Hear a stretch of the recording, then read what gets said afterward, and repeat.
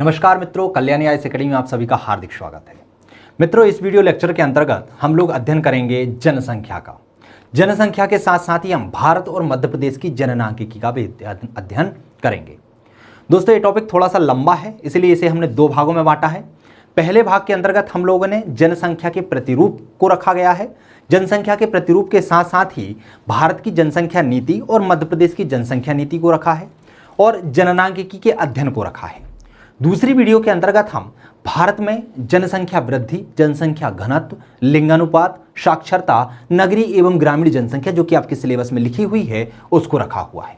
चलिए हम स्टार्ट करते हैं हमारा पहला वीडियो, जिसके अंतर्गत हम सबसे पहले जननांकिकी को समझेंगे, हम जननांकिकी प्रतिरूप को समझेंगे, फिर उसके बाद हम जनसंख्या नीति का भी अध्ययन करेंगे।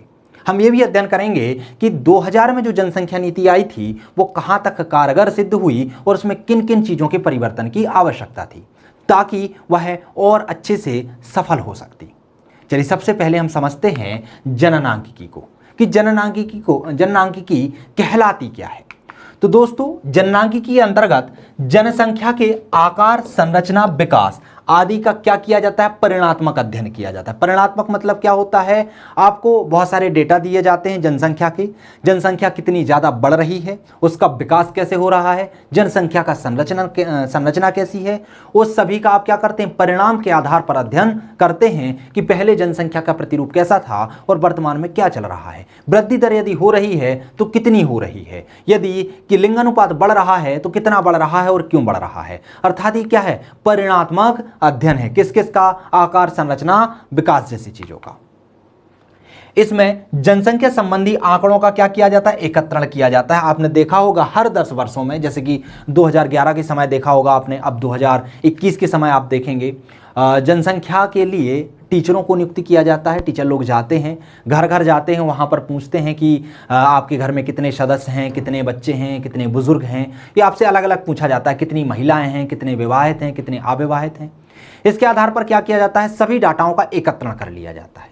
फिर बाद में जो डेटा एकत्रित किए जाते हैं उनका वर्गीकरण किया जाता है। महिलाएं अलग कर ली जाती हैं, पुरुष अलग कर लिए जाते हैं, जो बच्चे होते हैं, नवजात शिशु होते हैं, उनको अलग कर लिया जाता है। मृत्यु दर अलग देख ली जाती है कि एक साल में बच्चे कितने जन्म ले रहे हैं, कितने मर रहे हैं, है ना। मृत्यु दर अलग देख ली जाती है कि औसत जो व्यक्ति हैं वो कितनी उम्र तक जी पा रहे हैं।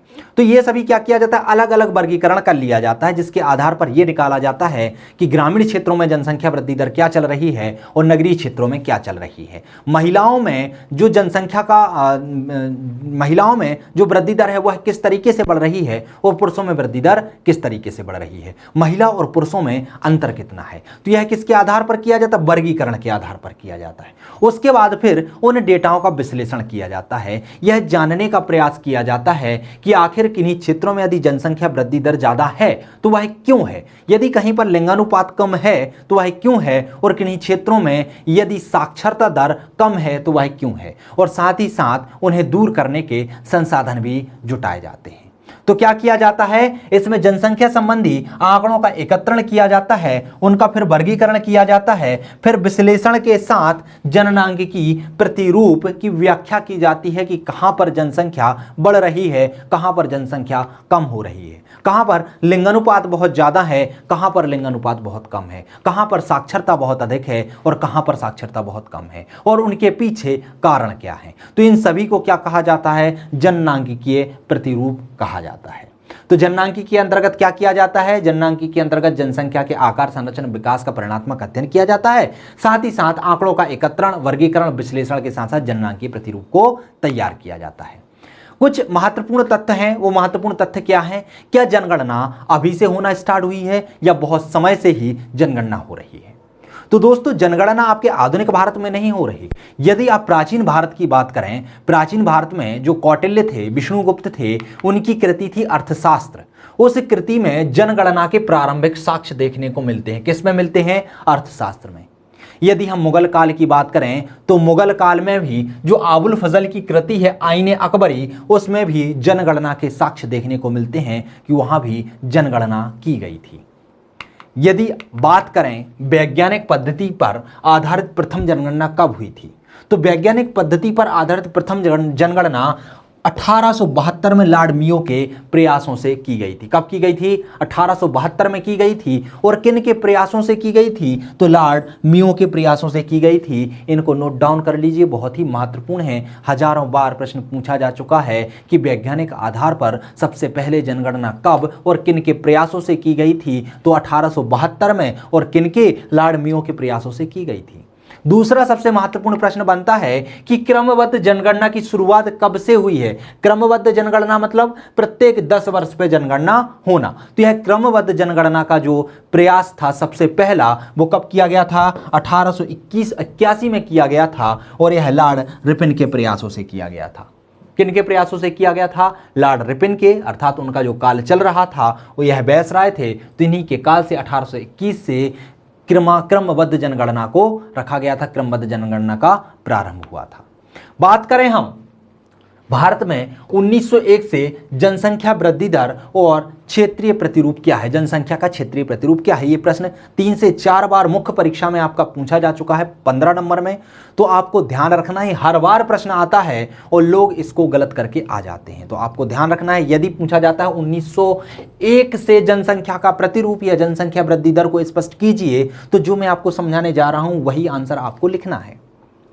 तो 1901, ध्यान रखना, कब? 1901, 2001 की बात नहीं चल रही। लोग क्या करते हैं, 2001 की जनगणना लिख के आ जाते हैं। तो आपको ध्यान रखना है, भारत में 1901 में जनसंख्या वृद्धि दर, उससे जो जनसंख्या वृद्धि दर हो रही उसको, साथ ही साथ उसका क्षेत्रीय प्रतिरूप क्या है उसको स्पष्ट करना है।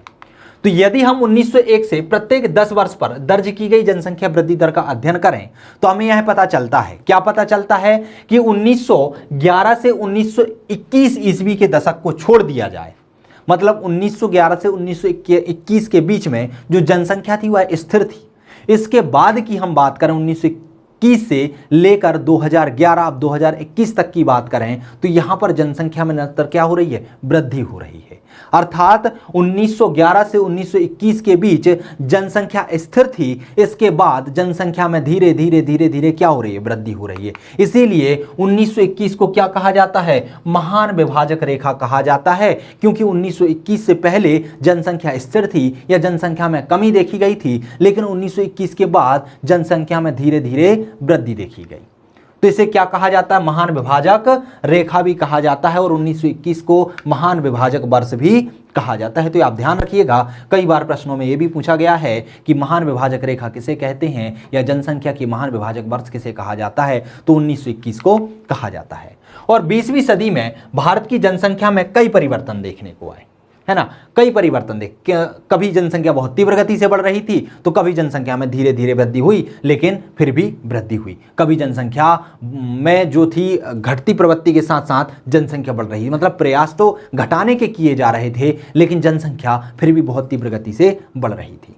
तो ये कई परिवर्तन देखने को आए और इन्हीं परिवर्तनों के आधार पर इस जो जनसंख्या का प्रतिरूप है इसे 4 चरणों में वर्गीकृत किया गया है। इसे हम 4 चरणों के आधार पर समझ सकते हैं। कौन कौन से 4 चरण हैं क्षेत्रीय प्रतिरूप के? तो एक है 1921 से पूर्व की अवधि, कि 1921 के पूर्व क्या स्थिति थी। दूसरा है 1921 से 1951 की अवधि, क्या ये पहली थी 1921 से पहले, और दूसरी थी 1921 से 1951 के बीच, तीसरी थी 1951 से 1981 के बीच, और चौथी स्थिति है 1981 से 2011 की बीच की अवधि। अभी चूंकि 2021 की जनगणना के डेटा भी सामने नहीं आए हैं, इसलिए अभी हम सिर्फ 1981 से 2011 की जनगणना की अवधि के बीच की जनगणना का ही अध्ययन करेंगे। जैसे ही आपके 2021 के जनगणना के डेटा आ जाते हैं तो आप उसमें उनको भी समाहित कर लीजिएगा, ज़्यादा अंतर नहीं आएगा उसमें भी, ठीक है। तो क्लियर हुआ। यदि हम क्षेत्रीय प्रतिरूप का बात करें 20वीं शताब्दी में तो इसे मुख्यतः हमने 4 भागों में बांटा है। एक स्थिति थी 1921 के पहले की, एक था 1921 से 1951 के बीच की, दूसरा 1951 से 1981 और अगला 1981 से 2000 के बीच। मैंने पहले ही कहा है कि 1921 को महान विभाजक वर्ष या महान विभाजक रेखा कहा गया है। इसके पहले क्या हो रहा था? इसके पहले जनसंख्या में वृद्धि नहीं हो रही थी, जनसंख्या स्थिर बनी हुई थी। जनसंख्या स्थिर क्यों बनी हुई थी? तो जनसंख्या स्थिर के पीछे कारण था कि यहां पर जन्म दर भी अधिक थी और मृत्यु दर भी अधिक थी। जन्म दर क्या था? शिक्षा का अभाव था। शिक्षा के अभाव होने के कारण बच्चों को भगवान का अवतार माना जाता था और हर लोग 10-10, 12-12 बच्चों को पैदा किया करते थे। लेकिन आपने देखा होगा कि 1921 के टाइम पर कि पहले 1905 में प्लेग फैला था, बहुत अधिक मात्रा में फैला था। 1918 की बात करें तो वहां पर प्रथम विश्व युद्ध भी लड़ा गया था। तो इसमें क्या हुआ था, जनसंख्या में बहुत ज्यादा कमी आई थी, मृत्यु दर बहुत अधिक बड़ी थी। साथ ही साथ क्या हुआ था कि प्लेग हो गया और भी महामारियां जो होती हैं, इनके कारण 10 बच्चे तो 8-10 पैदा होते थे, लेकिन मरने के बाद 2-4 ही बचा करते थे। इसलिए क्या होता था कि जितनी मृत्यु दर थी उतनी ही जन्म दर थी। इसलिए जो जनसंख्या थी वो कैसी बनी थी, स्थिर बनी हुई थी 1921 के पूर्व तक। लेकिन 1921 से 1951 की जैसे ही अवधि आती है, तो 1951 के बीच आपको पता है 1947 में भारत आजाद हो गया था। तो यहां पर क्या हुआ, नियमित जनसंख्या वृद्धि दर देखी गई। क्या देखी गई, नियमित जनसंख्या वृद्धि दर देखी गई, क्योंकि अब लोग स्वतंत्र हो चुके थे, ना तो कोई आंदोलन था ना कोई अनशन था, सब लोग घर पर आ चुके थे। घर पर आ जाने के कारण फ्री माइंड में थे, फ्री माइंड में उनके पास कोई काम ना होने के कारण एक ही काम बचा था, बच्चे पैदा करना। लेकिन यहां पर क्या था, जन्म दर तो अधिक था ही, क्यों, क्योंकि उनके पास काम ही क्या था, बच्चे पैदा करने का काम था। लेकिन यहां पर स्वास्थ्य सुविधाओं में वृद्धि हो चुकी थी। क्या था, स्वास्थ्य सुविधाओं में वृद्धि हो चुकी थी, और स्वास्थ्य सुविधाओं में वृद्धि होने के कारण मृत्यु दर क्या हो गई थी, कम हो गई थी। तो जनसंख्या वृद्धि दर जो यहां पर थी, कहां, 1921 के पूर्व, वहां भी 8-8, 10-10 बच्चे पैदा हो रहे थे, लेकिन वहां पर मृत्यु दर अधिक थी, इसलिए जनसंख्या स्थिर बनी हुई थी। लेकिन 1921 से 1951 के बीच यहां जन्म दर तो वही चल रही थी, लेकिन यहां पर मृत्यु दर में कमी आ गई। जैसे ही मृत्यु दर में कमी आ गई, क्यों, तो यहां पर जो मृत्यु दर 47 प्रति हजार हुआ करती थी, वह घटकर 27 प्रति हजार हो गई। तो इससे क्या हुआ, जनसंख्या में धीरे धीरे धीरे धीरे वृद्धि देखने को मिली। कब, 1921 से 1951 के बीच। समय आता है 1951 से 1981 के बीच की अवधि। यहां पर जनसंख्या में बहुत अधिक तीव्र वृद्धि देखने को मिली। बहुत अधिक तीव्र वृद्धि क्यों, क्योंकि यहां पर लोग क्या थे, लोग घरों पर रहा करते थे और उनके पास वही बच्चे पैदा करने महत्व रखा जाता था। और यहां पर भी शिक्षा का विकास इतना ज्यादा नहीं हुआ था, तो लोग क्या मानते थे, भगवान का अवतार मानते थे, जनसंख्या नियंत्रण पर कुछ नहीं था। इसलिए तो आपने देखा होगा कि इंदिरा गांधी के समय 1976 में क्या किया गया था, वंध्याकरण का कार्यक्रम लागू किया गया था। मतलब लोगों को पकड़कर उनका वंध्याकरण कर दिया जाता था। तो 1951 से 1921 के बीच इतनी ज्यादा जनसंख्या बढ़ रही थी कि जनसंख्या का बढ़ना ही सबसे बड़ी विकट समस्या बनकर भारत के सामने आ चुकी थी। यहां पर हुआ क्या था कि जन्म दर तो अधिक थी एवं मृत्यु दर कम हो गई थी। और कम होने के पीछे जैसे कि शिक्षा है, स्वास्थ्य है, बेहतर जीवन स्तर है, इनके कारण क्या हुआ था, यह जनसंख्या में विस्फोट देखने को मिला था। क्योंकि बहुत अधिक सुविधाएं मिलने लगी थी लोगों को, बहुत अधिक सुविधाएं मिलने के कारण बच्चे बहुत ज़्यादा पैदा हो रहे थे, बच्चों का मरना बहुत कम हो गया था। इसलिए हर घर में 10-10, 12-12 बच्चे पैदा हो गए थे। आपने देखा होगा अपने दादा लोग कितने 8-8, 10-10 हुआ करते थे। मतलब दादा, यदि आप परिवार को देखें तो पता चला एक गाँव पूरे दादा लोगों के 8-10 भाई थे, तो उन्होंने ही पूरा गाँव बसा लिया। पूरे गांव में एक ही समाज, एक ही घर के लोग रहते हैं। तो यहां पर भी क्या था, जनसंख्या बहुत तीव्र गति से बढ़ रही थी। बात आती है 1981 से 2011 के बीच। आप अपने माता पिता का समय देख लीजिए। माता पिता मतलब दादा लोगों का समय। दादा लोगों ने जो बच्चे पैदा किए, तो आपने देखा होगा आपके चाचा पापा लोग 4-4, 5-5 भाई हुआ करते थे और 3-4 बुआ लोग हुआ करती थी। तो यहां पर भी क्या था, जनसंख्या बड़ी थी। लेकिन 2001 के बाद क्या हुआ है, 2001 के बाद जनसंख्या पर नियंत्रण किया गया, जनसंख्या को काबू किया गया। जनसंख्या को काबू करने के पीछे रीज़न था कुछ स्लोगन, जैसे कि छोटा परिवार सुखी परिवार, शिक्षा का विकास हो गया, लोगों को लगने लगा कि यार बहुत सारे बच्चे पैदा करने से उनका लालन पोषण सही तरीके से नहीं हो पाता है, और बड़ा परिवार जो होता है वह संघर्ष का कारण होता है। यहाँ पर जमीन जायदाद लोगों के पास बहुत हुआ करती थी, जमीन जायदाद का बंटवारा कर दिया जाता था। लेकिन 1981 के बाद जमीनें बहुत छोटे छोटे टुकड़ों में बची रह गईं। लोगों को समझ में आ गया कि अब यदि बच्चों का भविष्य हमें सही रखना है तो हमें हम दो और हमारे दो की नीति पर चलना पड़ेगा। तो लोगों ने क्या किया, बच्चों को पैदा करना कम कर दिया। अर्थात यहाँ पर मृत्यु दर तो कम हो गई, साथ ही साथ जन्म दर भी कम हो गई। तो ये क्या थी, घटती प्रवृत्ति के साथ जनसंख्या वृद्धि। अब घटती प्रवृत्ति के साथ जनसंख्या वृद्धि क्या है उसको मैं समझा देता हूं। देखिए, आप लोगों ने परमाणु रिएक्टर का अध्ययन तो किया होगा, उसमें देखा होगा न्यूट्रॉनों का विस्फोट। न्यूट्रॉनों का विस्फोट कैसा होता है, जैसे एक न्यूट्रॉन से 3 न्यूट्रॉन निकलते हैं, है ना, फिर 3 से फिर 3 निकलते हैं। अब हुआ क्या था कि आप सिर्फ यहां पर पहुंचे जहां पर नियमित जनसंख्या वृद्धि दर थी। मान लीजिए एक व्यक्ति 4 बच्चे पैदा कर रहा था, लेकिन अब आप यदि 1951 से 1981 के मध्य आते हैं तो यहाँ पर एक व्यक्ति कितने बच्चे पैदा कर रहा था? 8-8, 10-10 बच्चे पैदा कर रहा था। कितने बच्चे पैदा कर रहा था? 8-8, 10-10 बच्चे पैदा कर रहा था। कहाँ पर? 1951 से 1981 के बीच। अब यहाँ पर एक व्यक्ति के पास 8-8, 10-10 बच्चे हो गए। अब लोगों को समझ में आया कि यार जनसंख्या तो बहुत बढ़ रही है और ये जो संघर्ष का कारण बन रहा है, लोगों के लिए खाने के लिए संसाधन नहीं पूछ रहे हैं, खाद्यान्न की कमी हो रही है। तो लोगों ने हम दो हमारे दो की नीति को अपनाया।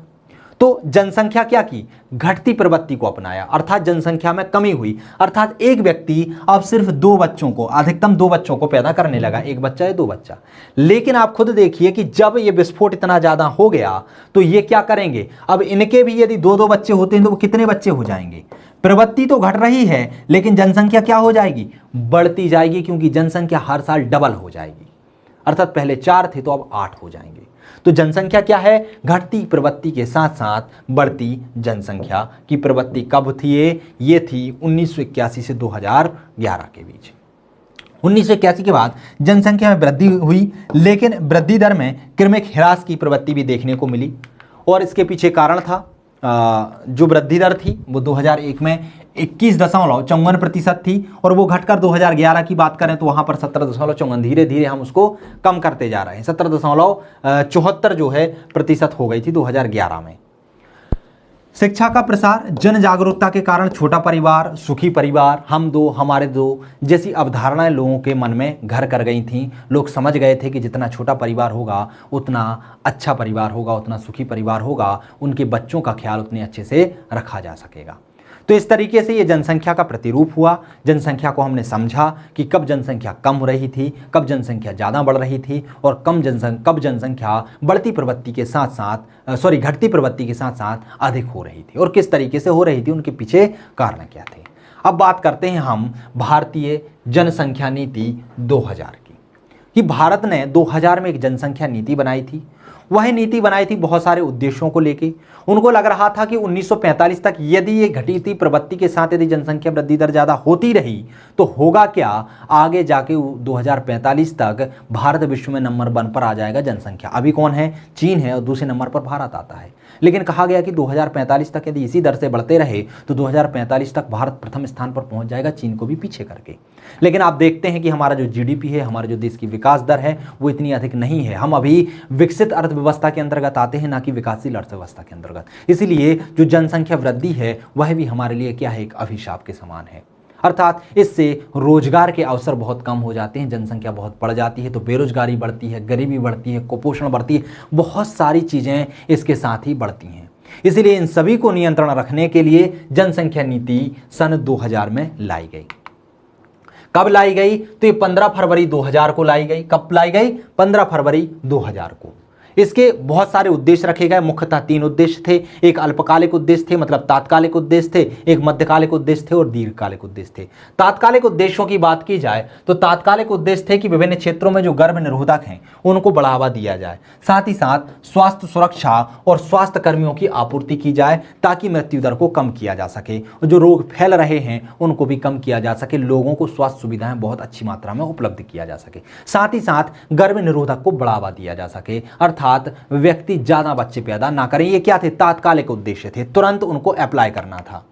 मध्यकालिक उद्देश्य रखा गया था कि जो कुल प्रजनन दर है उसे घटाकर कितना करना था? 2.1% तक लेके आना था। जो शिशु मृत्यु दर है उसे कम कर 30 प्रति हजार तक लाना था। जो टीकाकरण के द्वारा नियंत्रित किए जाने वाले रोग हैं, रोगों से बच्चों का प्रतिरक्षण करना, अर्थात टीकाकरण को बढ़ावा देना था। टीकाकरण के माध्यम से जो भी रोग होते हैं, मतलब टीकाकरण के अभाव में जो रोग होते हैं, जैसे कि पोलियो हो रहा था, खसरा हो रहा था, हेपेटाइटिस बी हो रहा था, तो इनको कम करना है। इनके माध्यम से जो बच्चों की मृत्यु हो रही थी, जो कुपोषण फैल रहा था, उसको कम करना था और टीकाकरण को बढ़ावा देना। साथ ही साथ मातृ मृत्यु दर को कम कर 100 प्रति 1 लाख तक लाना, अर्थात 1 लाख महिलाओं में, माताओं में सिर्फ मृत्यु दर कहाँ तक पहुँच जाए? 100 तक पहुँच जाए। साथ ही साथ लड़कियों के देरी से विवाह को बढ़ावा देना। अभी इसके पहले हुआ क्या करता था, बाल विवाह हुआ करता था, बच्चों की शादी 10 या 12 साल की उम्र में ही कर दिया जाया करती थी। जब बच्चों की शादी कम उम्र में हो जाएगी तो बड़े होते होते वैसे ही जनसंख्या को बढ़ावा दे देंगे, बहुत सारे बच्चे पैदा कर लेंगे। उनमें क्योंकि जागरूकता का अभाव होता है, शिक्षा का अभाव होता है, कम उम्र में शादी हो जाने के कारण ना तो वह शिक्षा प्राप्त कर पाते हैं, इससे बेरोजगारी भी बढ़ जाती है, गरीबी भी बढ़ती है, कुपोषण भी बढ़ता है। तो कम उम्र में विवाह होना बहुत सारे रीजन बन जाते हैं भारत को पीछे की ओर धकेलने में। इसीलिए लड़कियों की जो विवाह की आयु थी उसको भी बढ़ावा दिया गया कि देर में शादी की जाए। तो ये मध्यकालिक उद्देश्य रखे गए, साथ ही साथ दीर्घकालिक भी उद्देश्य रखे गए, जैसे कि 2045 तक स्थिर जनसंख्या के लक्ष्य को प्राप्त करना। स्थिर जनसंख्या मतलब जितना मृत्यु दर है उतना ही जन्म दर हो जाए, ताकि जितनी जनसंख्या 2045 में हो आगे जाके उसकी जनसंख्या आगे ना बढ़े, उतनी ही जनसंख्या प्रॉपर बनी रहे, मतलब एक बच्चा की नीति अपनाना। इस नीति में राज्यों की सहभागिता सुनिश्चित करने हेतु संविधान में 84वां संविधान संशोधन 2001 में किया गया। उसमें कहा गया कि जो भी राज्य हैं उनमें लोकसभा की सीटों का वितरण अब 1971 की जनगणना के आधार पर किया जाएगा। किस जनसंख्या 1971, और यह कब तक लागू रहेगा, 2026 तक लागू रहेगा। 1984 में जो संविधान संशोधन 2001 हुआ था उसमें लोकसभा की सीटों का वितरण किसके आधार पर हो रहा है, 1971। यह इसलिए किया गया था ताकि जो भी राज्य जनसंख्या को बढ़ावा देने का कार्य कर रहे हैं या जहां पर जनसंख्या बहुत तीव्र गति से बढ़ रही है वह उस जनसंख्या को नियंत्रित करने का प्रयास करें, क्योंकि राज्यों को भी पता लग जाए कि जनसंख्या बढ़ाने से उन्हें लोकसभा की सीटें या राजनीति में कोई फायदा मिलने वाला नहीं है, क्योंकि जनसंख्या में जो सीटों का वितरण है, जो राज्यों में सीटों का वितरण है वो तो 1971 की जनगणना के आधार पर होना है। तो आप 2011-2021 तक कितनी भी जनसंख्या बढ़ा लें उसका लाभ आपको होने वाला नहीं है। साथ ही साथ राज्यों को एक जागरूकता मिल जाए कि हमारी जनसंख्या जितनी कम रहेगी हमारा प्रतिनिधित्व लोकसभा में उतना ज्यादा रहेगा। तो यह प्रदर्शित करने के लिए, यह राज्यों को समझाने के लिए, राज्यों की सहभागिता प्राप्त करने के लिए संविधान में 84वां संविधान संशोधन 2001 किया गया। जनसंख्या स्थिरीकरण के लक्ष्य को प्राप्त कर राष्ट्रीय जनसंख्या कोष नामक जनसंख्या स्थिरीकरण कोष का गठन किया गया, जिसके अध्यक्ष स्वयं प्रधानमंत्री खुद बने। कौन बने? प्रधानमंत्री बने। बात करते हैं जनसंख्या नीति के मूल्यांकन का कि आखिर जनसंख्या नीति कहां तक आगे बढ़ी। तो नीति 10 वर्षों में भारत सरकार की नीति कहां तक दोषपूर्ण सिद्ध हुई है, इसकी कुछ आलोचनाएं भी हैं, क्या कमियां रह गई थी। तो सबसे बड़ी कमी रह गई थी संतति निरोध की।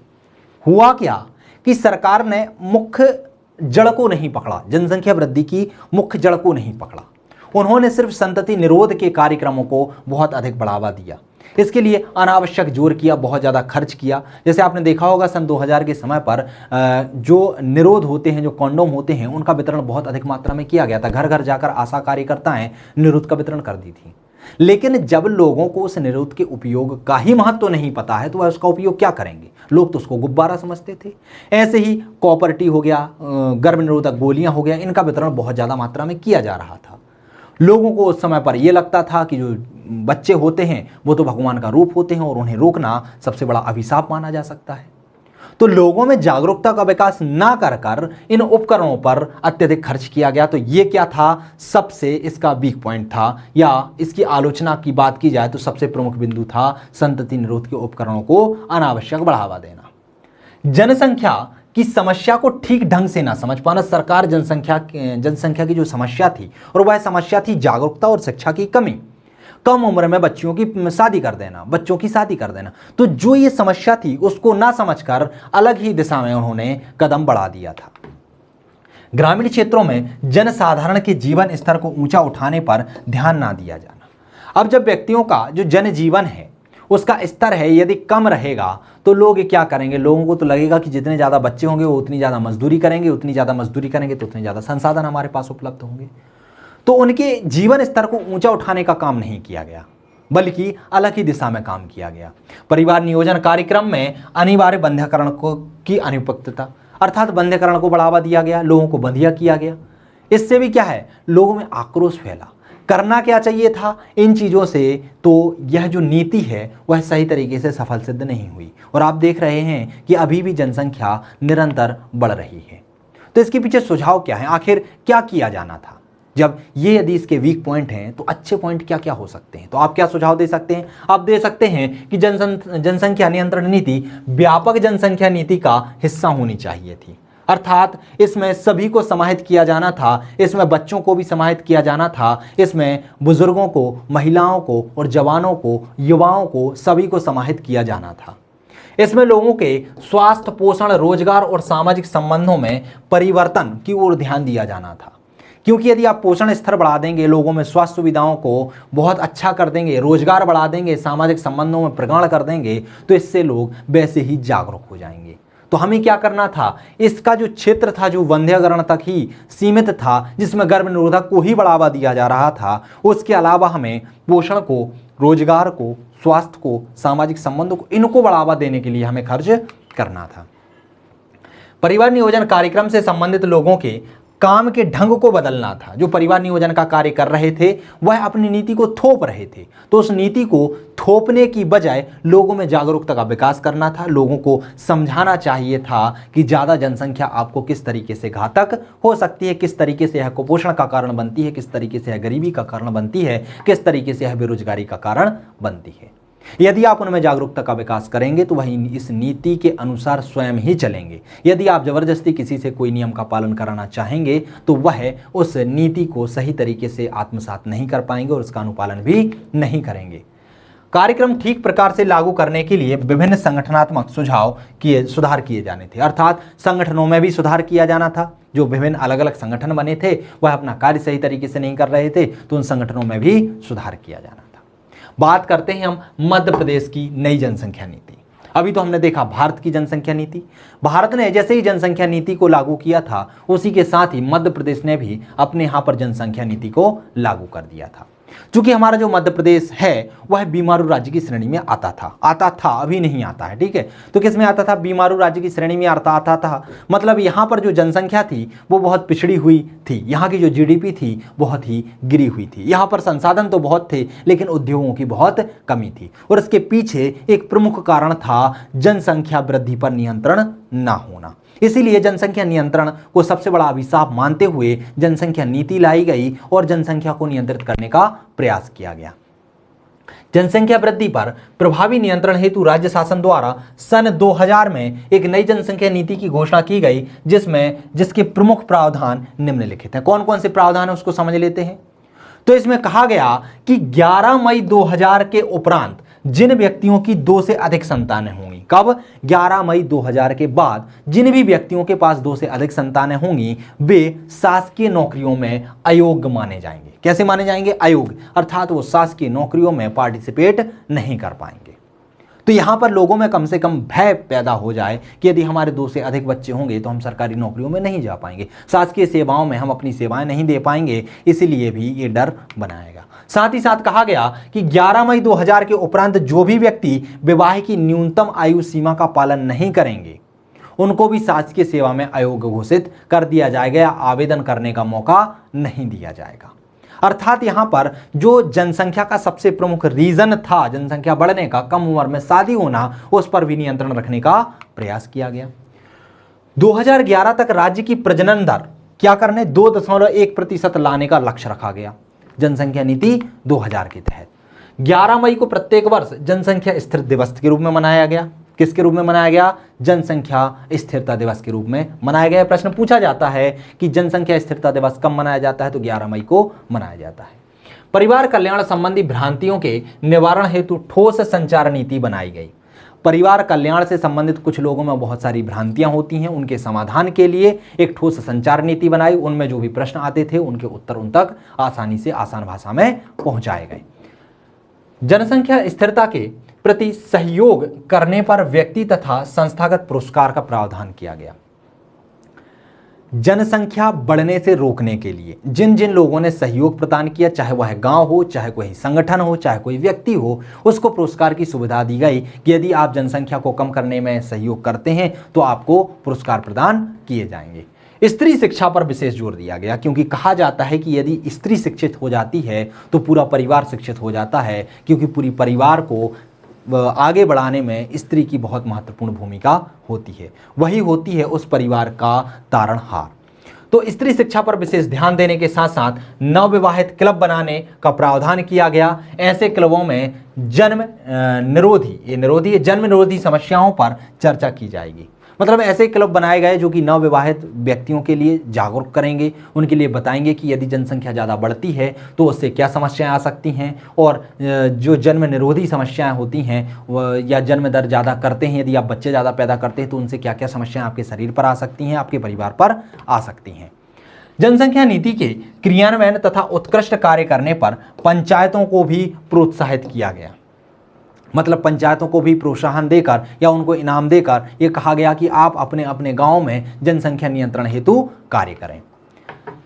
राज्य में गर्भ निरोधक साधन प्रयुक्त करने वाले दंपतियों की संख्या 42% से बढ़ाकर 2011 तक 65% करने का लक्ष्य रखा गया। कहा गया कि जो गर्भ निरोधक गोलियां हैं या जो संसाधन है, जैसे कॉपर टी हो गया, निरोध हो गया, इनका उपयोग करने वाले जो दंपत्ति हैं उनका जो अभी प्रतिशत 42% है वो बढ़कर 2011 तक कितने करने का लक्ष्य रखा गया? 65% करने का लक्ष्य रखा गया। राज्य में शिशु मृत्यु दर 97 से घटाकर 62 प्रति 1000 तक करने का लक्ष्य रखा गया।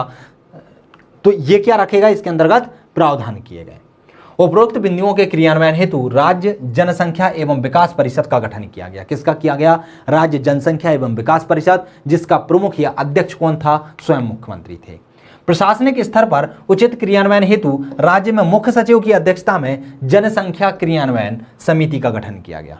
राज्य जनसंख्या जो क्रियान्वयन समिति थी वह किसकी अध्यक्षता में गठित की गई? मुख्य सचिव की अध्यक्षता में गठित की गई। साथ ही साथ नई नीति के द्वारा लोक सेवकों एवं जनप्रतिनिधियों के माध्यम से जनता को सीमित तथा सुखी परिवार का संदेश देने की व्यवस्था की गई कि जनता को किस तरीके से संदेश दिए जाए, तो उसकी भी व्यवस्था की गई।